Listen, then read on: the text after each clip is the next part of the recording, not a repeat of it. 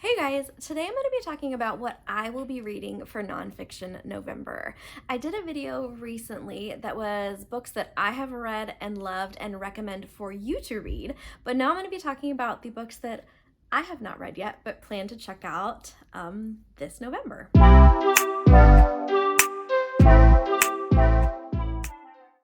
So hi, my name's Talia. I love books, I love bandanas. I'm so glad you're at my channel today.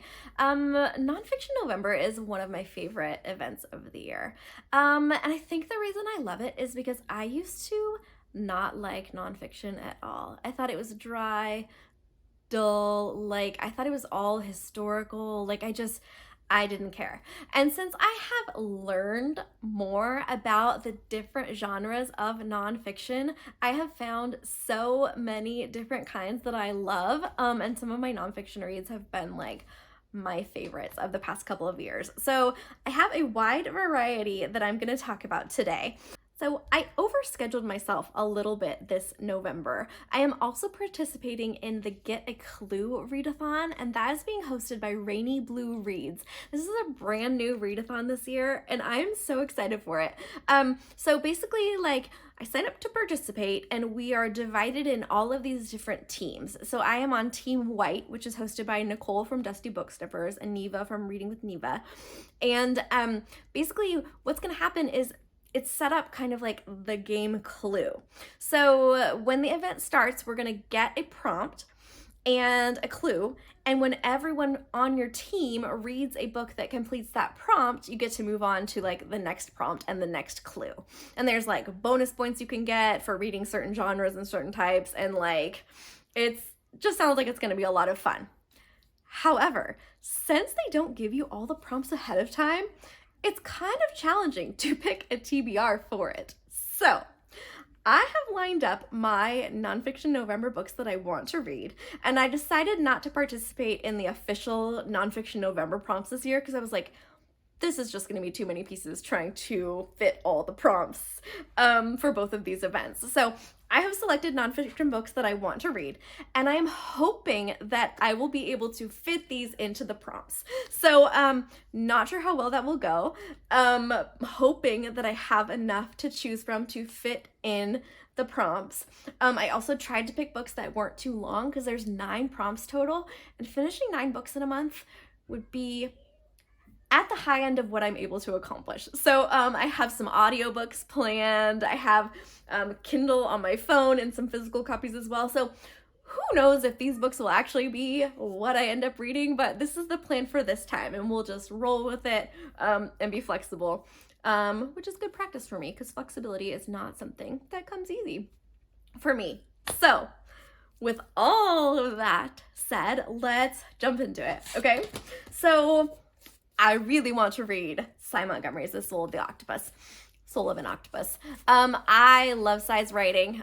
She writes beautiful stories of animals. This is all about one of the octopuses she worked with, and basically the relationship she built with this octopus, because octopuses are amazingly bright, brilliant creatures, and they are able to form relationships with humans. So she touched a little bit on her relationship with the octopus in How to Be a Bitter Creature, and I really want to dive deeper into the story, so I'm super excited for this one. The Glass Castle is another one that has been on my TBR for a while. Jeanette Walls had a pretty traumatic upbringing with parents that did not take care of her the way that parents should take care of their kids. So it's a story about her and her siblings bonding together, pretty much raising themselves and rising themselves up, and I have heard really great things about it, so I'm really excited to get to this one. Okay, if you've been watching my channel the past couple months, you know I'm going to talk about Sean Dietrich. I am going to read for sure. This is going to fit in a prompt in November.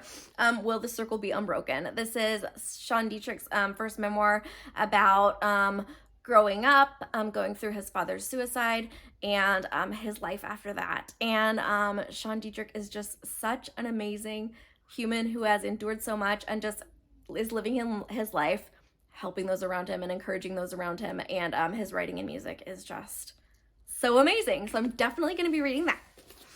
Okay, so those are the physical book copies that I have planned. A NetGalley pick that I have ready to read is If You See Them by Vicky Sokolic. And this is a new release. I think it's coming out in February, if I remember correctly.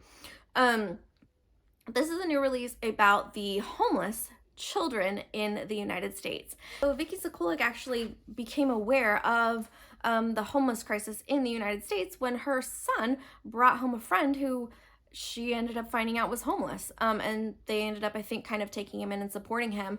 But since then, she has started a nonprofit and has learned a whole bunch about how many homeless kids and teens there actually are in the United States. And when I saw this pick on NetGalley, I was like, yeah, that's a topic I definitely need to know more about. So that is what I'm definitely going to fit into my TBR as well. So I have quite a few audiobooks that are on hold at the library, hoping they come in time for this season. One that I really want to read is Perfect Poison by M. William Phelps. And this is about a serial killer who is a woman. And I'm super intrigued by that because I feel like most serial killers that we hear about are men. But this is true crime. She's a woman. She poisoned a whole bunch of people. I believe she was working as like a nurse or something, a nurse or medical assistant or something, and was just poisoning people one by one, and eventually got caught. And this is the story of her. So I have a friend who's really into true crime, and I was like, hey, I want a true crime recommendation for Nonfiction November. What do you got for me? And this is what she gave me. So I'm pretty excited to check that one out. True crime is really intriguing for me. Like, how people do the things they do is something I will never understand, but it's definitely fun to read about. Another Sean Dietrich I want to read is You Are My Sunshine. And this is kind of like his second memoir, and this takes place after he met his bride, Jamie. And they had some sort of tragedy take place. I'm not sure what happened, but some sort of loss or some sort of sadness happened, and they ended up going on this really long bike ride. So that's another one that's on my list. I just think that will be fun to check out. I think Sean Dietrich reads it, if I remember correctly. He reads the audiobook, which he is a great audiobook narrator. He did his audiobook for Kinfolk too. So yeah, I'm really excited to listen to that one as well. Next on the list is This Is Going to Hurt by Adam Kay. This one has been on my list for a while. This is a memoir written by a first-year doctor, and just about like the behind the scenes nitty gritty of being out of medical school and working as a doctor for the first time. I've read a couple other books along these lines, and they're always super intriguing because these people go through so much. Like it's honestly crazy, like what they experience and what they endure. And this book is rated really highly. So I'm super curious to see Adam Kay's take on things. Because yeah, I wonder, that's kind of my what if, going like along the lines of, I was talking about Midnight Library in my last video, and like, what if we could make different decisions? I was pre-med in college, so one of my different decisions is like, what would it have been like if I did that? So I do love reading books of behind the scenes medical to kind of like, I don't know, put myself in those shoes for a minute. So I think that will be an entertaining read for me. The last one on my list is The Stranger in the Woods, The Extraordinary Tale of the Last Hermit. I'm not sure if that's exactly correct. I'll put it up here for you. But it's by Michael Finkel. And this is a story about a guy who went in the woods, I think it was like mid-80s, and ended up living over 20 years just in the forest by himself because he could. And I can't remember whose channel I heard someone talking about this book recently, and that's how it got on my Goodreads TBR. And when I was kind of flipping through, trying to decide what to read, I was like, oh, that would be a good one. And that's kind of like a different genre than a lot of the other books I'm reading, so that would be fun. I really liked Into the Wild by John Krakauer, which covered the story of Chris McCandless. So yeah, it's another thing where I'm like, man, it's just, I would never do that. Like, I would never go into the woods and just be like, here I am, I'm going to live here. You know, I enjoy modern comfort too much. But I love watching the show Alone and seeing how people do Alone. And I love just, hearing people's stories and being like, why did you decide to do this? Like, what were you thinking?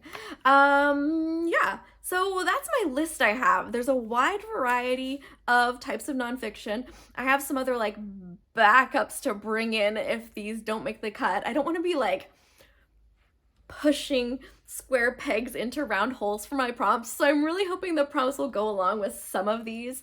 And if I have to bring in some fiction, I have lots of books in my shelves, so I might bring other things, but these are the books that I'm excited about. Different genres, different types. I know they're gonna make me feel like all the different things from happiness to sadness to excitement, probably some laughter, especially where Sean Dietrich is concerned. And yeah, that is my plan for November. So tell me, what are you reading for Nonfiction November? Have you read any of these books? Do you like them? Do you hate them? Have you watched my other video, which is my recommendations for you for Nonfiction November? Because those books are, I can tell you they're good. You know, these I think are going to be good, but those books I definitely know that they are good and ones that you should read. So yeah, that's what I'm going to leave you with today. I hope you are doing well wherever you are. I hope you take some time today to read a good book or two, especially it's some nonfiction. If you think you do not like nonfiction, I promise you, there is a nonfiction book out there that you will love. Okay, what else? Oh, if you're having a bad hair day, dessert bandana. Bye.